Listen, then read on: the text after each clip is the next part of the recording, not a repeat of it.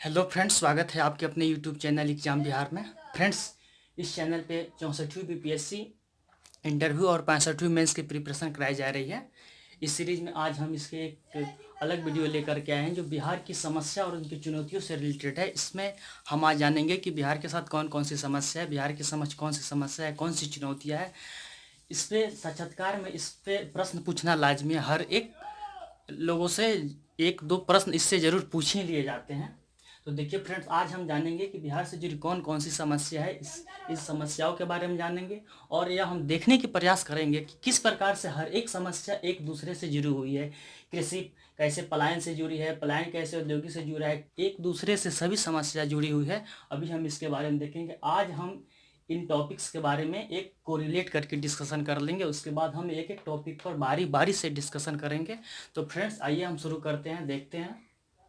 जैसे कि एक है कृषि पिछड़ेपन की समस्या है। कृषि पिछड़ेपन की समस्या है जैसे कि बिहार एक कृषि प्रधान राज्य है, और लेकिन बिहार में कृषि पिछड़ेपन की समस्या कैसे है कि यहाँ पे जैसे कि उत्पादकता कम है, यहाँ पे सिंचाई की व्यवस्था का अभाव है, यहाँ पे वैज्ञानिक पद्धति से कृषि का अभाव है, यहाँ पे जो है सो कि कृषि आधारित उद्योगों का अभाव कम है, नहीं है, जिस कारण कृषि आधारित वैसे फसलों का उगाया नहीं जाता है। यहाँ पे अधिक से अधिक लोग इसमें लगे हुए हैं, प्रचंड बेरोजगारी है।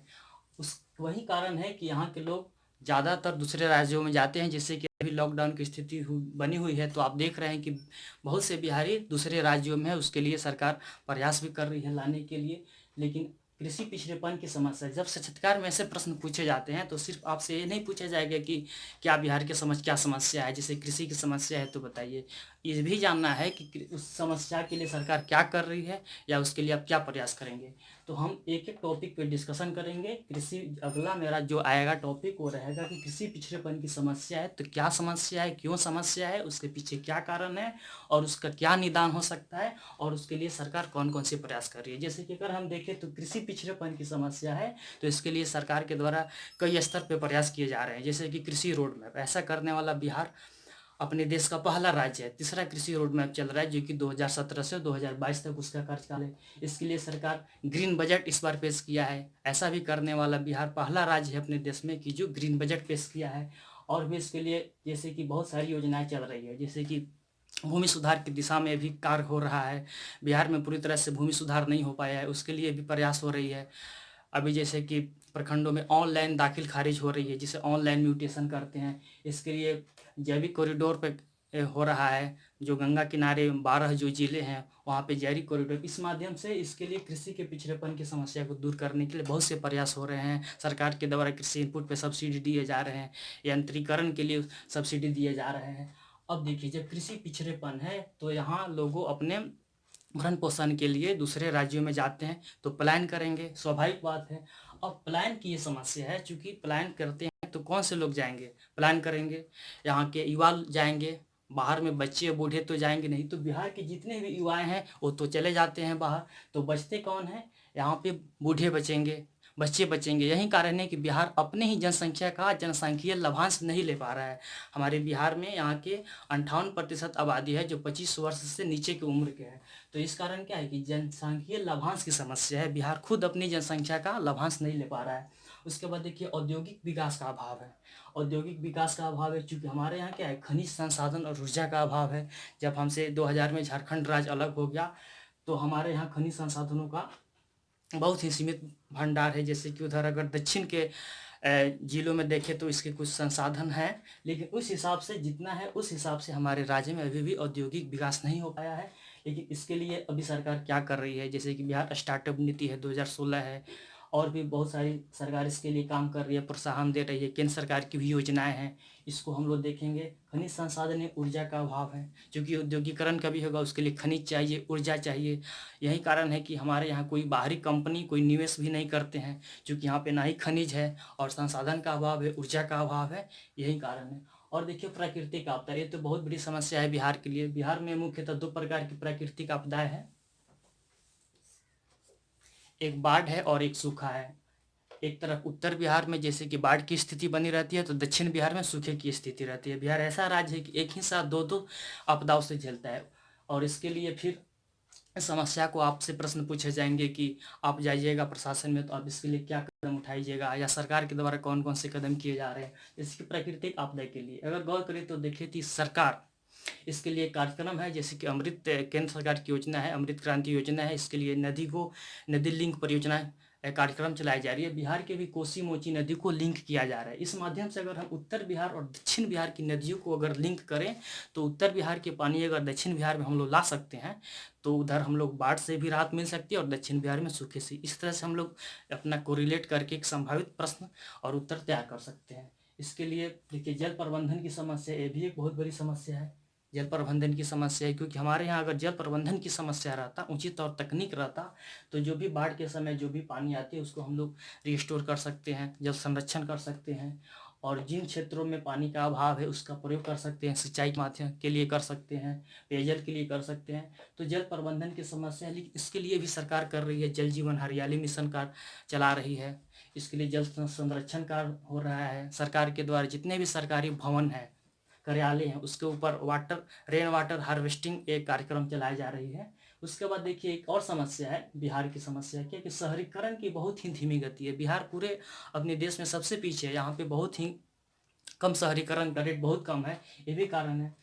लेकिन इसके लिए भी सरकार काम कर रही है, बिहार गवर्नमेंट काम कर रही है कि जो स्मार्ट सिटी प्रोजेक्ट है उसमें भी हमारे बिहार के 4 शहर हैं, जैसे कि पटना है, मुजफ्फरपुर है, बिहार शरीफ है, भागलपुर है, ये आप भी जानते होंगे। शहरीकरण की धीमी गति को तेज करने के लिए वह एक सरकार के द्वारा प्रयास है। और इसके लिए जैसे मेट्रो परियोजना भी पटना में जो है सो कि इस प्रकार हो रही है। देखिए, परिवहन की समस्या, ये भी एक बहुत बड़ी समस्या है। जब बिहार में आपदा आती है, खास करके जब बाढ़ आता है, तो बाढ़ के समय बहुत सारे खास करके उत्तर बिहार के जिलों में कई सारे सड़क टूट जाते हैं, जिनका गांव से शहर से संपर्क टूट जाता है, रेलवे पटरियाँ उखड़ जाते हैं। इस कारण क्या होता है कि गांव के लोगों को शहर से जुड़ाव टूट जाता है, वे अपने उत्पादों को बाजार तक नहीं पहुंचा पाते हैं। जैसे कि सड़क टूट गया तो बच्चे स्कूल नहीं जा पाते हैं। ऐसी कई सारी समस्या है। तो परिवहन की भी एक समस्या है, और परिवहन समस्या के कारण ही हमारे यहाँ औद्योगिक विकास भी नहीं हो पाता है।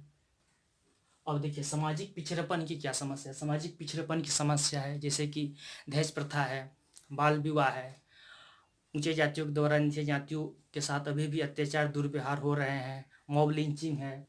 सामाजिक पिछड़ेपन में ऐसे बहुत सारी समस्या है। इसके लिए हमारे बिहार सरकार के द्वारा जैसे कि कई योजनाएं भी चलाई जा रही है सामाजिक पिछड़ेपन को दूर करने के लिए। जैसे कि बाल विवाह बंद किया गया है और दहेज प्रथा को बंद किया गया है। इसके लिए हमारे माननीय मुख्यमंत्री जी प्रयास किए हैं। इसके लिए मानव श्रृंखला भी बनाया गया है, और सामाजिक पिछड़ेपन को दूर करने के लिए बिहार सरकार के द्वारा कई, जैसे कि 7 निश्चय कार्यक्रम के तहत भी उसको समाहित किया गया है, और जीविका समूह के द्वारा भी समाहित किया गया है।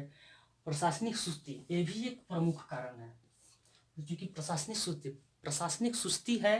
तो ये भी एक कहीं ना कहीं बिहार की समस्या है, क्योंकि हमारे यहाँ जो भी बहुत ही ऊंचे पद पे हैं अधिकारी हैं, या वो भी कुछ ना कुछ उनमें जैसे कि कोई होती है, वे अधिक से अधिक आम जनता से जुड़ाव नहीं चाहते हैं। ये भी एक प्रकार की थोड़ी समस्या है, या कहें तो वो जन जागरूकता और जन भागीदारी का अभाव है। क्योंकि देखिए, सरकार चाहे कितना भी योजनाएं चलाए, कार्यक्रम चलाए, लेकिन जब तक हम जन जागरूकता और जन भागीदारी नहीं होगी तब तक कोई भी योजना सरकार के द्वारा चलाई जा रही है वो सही रूप से संचालित नहीं होगी, उसका लाभ जमीनी स्तर पर नहीं उतरेगा। तो इसके लिए जन जागरूकता और जन भागीदारी का भी अभाव है। लेकिन इस दिशा में भी बहुत से प्रयास हो रहे हैं। जैसे कि अगर देखिए तो आईटीपीएस जो काउंटर चलाए जाते हैं, लोक शिकायत निवारण अधिनियम भी बनाया है। बिहार ऐसा पहला राज्य है जो राज्य लोक शिकायत निवारण अधिनियम बनाया है। इसके तहत जैसे कि प्रखंड स्तर पे, जिला स्तर पे, जैसे कि एक जनता दरबार लगाए जाते हैं। उसमें जो भी पदाधिकारी होते हैं, जैसे कि सीओ होते हैं या एसडीएम होते हैं, वो हर 15 दिन के बाद एक जनता दरबार लगाते हैं। इस माध्यम के तहत लोगों में जन जागरूकता और जन भागीदारी फैलाया जाता है। तो हमने यहाँ पे क्या देखा कि जो बिहार की जितने भी समस्याएं हैं, इसमें ये जैसे किसी पिछड़ेपन की समस्या है, पलायन की समस्या है, जनसांख्यिकीय लाभांश की समस्या है, औद्योगिक विकास का अभाव है, खनिज संसाधन ऊर्जा का अभाव है, प्राकृतिक आपदा में बाढ़ हो गए, सूखा हो गया, जल प्रबंधन की समस्या, शहरीकरण की धीमी गति, परिवहन की समस्या है, सामाजिक पिछड़ेपन की समस्या है, प्रशासनिक सुस्ती और राजनीतिक इच्छा शक्ति के भी अभाव है, जन जागरूकता और जन भागीदारी का अभाव है। एक कहीं ना कहीं एक दूसरे से जुड़े हुए हैं। जैसा कि हमने पहले भी बताया कि अगर कृषि में पिछड़ेपन है तो लोग यहाँ से पलायन करेंगे ही, और जब पलायन करेंगे तो यहाँ से एक बड़ी युवा आबादी दूसरे राज्यों में चली जाती है, जिस कारण बिहार खुद अपने ही राज्यों को जनसांख्यिकीय लाभांश नहीं ले पाता है। जहाँ की बिहार की जनसंख्या इतनी बड़ी है, 2011 की जनगणना के अनुसार बिहार की जनसंख्या तीसरे स्थान पे है। उसके बाद देखिए औद्योगिक विकास का अभाव है, चूँकि हमारे यहाँ खनिज का अभाव है, संसाधन ऊर्जा का अभाव है। यही कारण है कि बाहरी कंपनियां निवेश नहीं करती है। प्राकृतिक आपदा एक बहुत बड़ा कारण है। यही कारण है कि उत्तर बिहार में जो है सो कि बहुत सारे ऐसे छोटे मोटे उद्योग हैं जो अभी बंद पड़े हुए हैं या विकसित नहीं हो पा रहे हैं। जैसे कि अगर हम उत्तर बिहार की बात करें तो उत्तर बिहार में बहुत सारे चीनी मिल हैं, आज भी बंद पड़े हुए हैं। अगर उन चीनी मिल को भी चालू कर दिया जाए तो बहुत सारे लोगों को रोजगार मिलेगा। शहरीकरण की धीमी गति है, परिवहन की समस्या है, आज भी जैसे कि बहुत सारे गांव हैं जो अपने शहर से जुड़ाव उनका नहीं हो पाया है। सामाजिक पिछड़ेपन की समस्या एक तो बहुत बड़ी समस्या है हमारे यहाँ, खास करके बिहार में है, क्योंकि बिहार में शिक्षा का स्तर भी बहुत पीछे है। यहाँ की महिलाओं की साक्षरता दर भी बहुत पीछे है, जिस कारण सामाजिक पिछड़ेपन की समस्या है। हमारे यहाँ तो ऐसे भी देखे जाते हैं कि पढ़े लिखे महिलाओं को भी आज भी जो है सो कि बहुत तरह से, विशेष करके गांव में, उन्हें बाहर जाने से रोका जाता है। इस क्रम में एक जीविका समूह जो है बहुत ही हद तक वो लाभकारी है, जो उसके तहत जो सेल्फ हेल्प ग्रुप बना करके लोगों को समूह बनाया जाता है, वह एक न सिर्फ सामाजिक आर्थिक हर क्षेत्र में वह एक बहुत ही कारगर साबित हो रहा है। वो हमारे राज्य में गरीबी, भूखमरी, कुपोषण को दूर करने के लिए, महिलाओं को रोजगार देने के लिए, उनके सशक्तिकरण के लिए, उनके विकास के लिए एक प्रकार से एक वह अम्ब्रेला योजना है जीविका समूह। उसके लिए हम एक अलग से वीडियो लेकर के आएंगे। प्रशासनिक सुस्ती और राजनीतिक इच्छा शक्ति की अभाव है, जन जागरूकता और जन भागीदारी है। तो फ्रेंड्स, आज के लिए इतना ही। हम बिहार की समस्या और चुनौतियों के बारे में जानेंगे, या 65वीं बीपीएससी मेंस और 64वीं बीपीएससी इंटरव्यू के लिए बहुत ही इंपॉर्टेंट टॉपिक है। साक्षात्कार में इससे हर हर बार इससे 2-3 प्रश्न पूछे ही जाते हैं, चाहे वो किसी भी बोर्ड में हो। 65वीं बीपीएससी मेंस के लिए लिहाज से भी बहुत इंपॉर्टेंट है, क्योंकि जितने भी प्रश्न पूछे जाते हैं जीएस पेपर 2 के जो जो आर्थिक भौगोलिक जो टॉपिक है, उससे जितने भी अगर प्रश्न बनेंगे तो इसी से जुड़े होते हैं। विशेष करके वह कृषि से, औद्योगिक से, प्राकृतिक आपदा से और जल प्रबंधन, ये जो 4-5 टॉपिक हैं इससे रिलेटेड प्रश्न पूछे जाते हैं। मेंस में भी पूछे जाते हैं, इंटरव्यू में पूछे जाते हैं।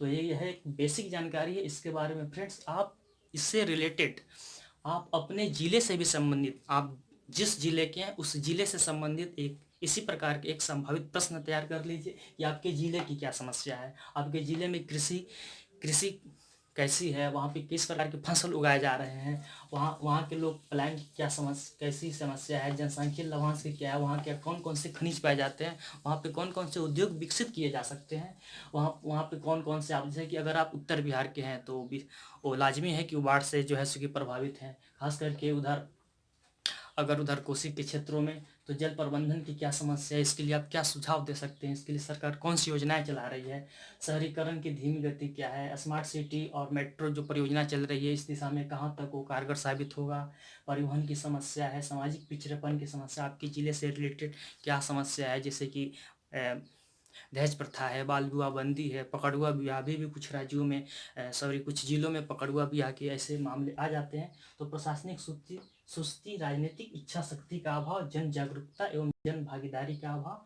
तो फ्रेंड्स, आप इससे संबंधित अपना एक संभावित प्रश्न और अपने से सोच के एक संभावित उत्तर को तैयार कीजिए। इसके बाद हम जो अगला वीडियो लेकर के आएंगे वह कृषि पिछड़ेपन की समस्या से रिलेटेड होगा। उसमें हम सिर्फ और सिर्फ कृषि पिछड़ेपन, कृषि के बारे में पढ़ेंगे, कृषि की क्या स्थिति है, बिहार में कृषि जोत का आकार क्या है, भूमि सुधार कहाँ तक सफल हो पाया है, उसके लिए सरकार क्या प्रयास कर रही है, ऑनलाइन म्यूटेशन के बारे में पढ़ेंगे, उसके लिए हम कृषि रोड मैप के बारे में पढ़ेंगे, ग्रीन बजट के बारे में जानेंगे, फिर उसके बाद जैविक कॉरिडोर के बारे में जानेंगे, सरकार इस बार के बजट में कृषि के लिए क्या करी, कृषि के लिए कौन सी योजनाएं चला रही है, जैसे कि कृषि इनपुट के लिए सरकार क्या सब्सिडी दे रही है, किन चीज़ों में सब्सिडी दे रही है, कृषि के लिए बिहार सरकार को कौन कौन से पुरस्कार मिल चुके हैं, इसके बारे में हम सब जानेंगे। और कृषि से जुड़े और भी कौन से वो क्षेत्र हैं जिसको हम लोग बढ़ा करके कृषि उत्पादकता को कैसे बढ़ाएंगे, सिंचाई व्यवस्था को कैसे और बेहतर करेंगे, वैज्ञानिक पद्धति से कृषि कैसे करेंगे, कैसे यहाँ पे तकनीक का प्रयोग करेंगे,